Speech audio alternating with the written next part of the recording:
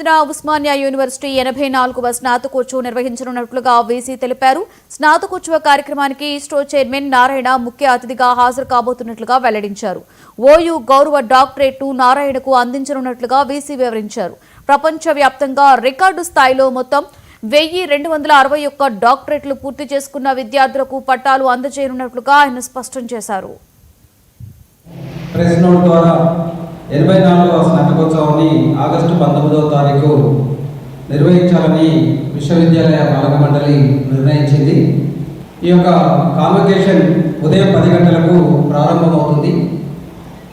9 గంటల 30 నిమిషాలకు ఎవరికి కేటాయించిన సీట్లలో వాళ్ళు వచ్చి కూర్చోవలసిన అవసరం ఉన్నది. స్నాతకోత్సవానికి సంబంధించిన పనులను ఇప్పటికే దాదాపుగా పూర్తి చేశాము.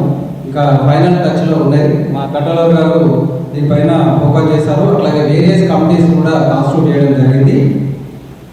ఎప్పటిలాగే ఈసారి కూడా మనకున్న ఒకటే ఒక ఆడిటోరియం, ఠాగూర్ ఆడిటోరియం పెద్దది, దాదాపు 1000 నుండి 1100 కెపాసిటీ వరకు ఉన్నది. కొన్ని ఎక్స్ట్రా చేసేసి 1400 వరకు ఇది అరేంజ్ చేస్తున్నాము.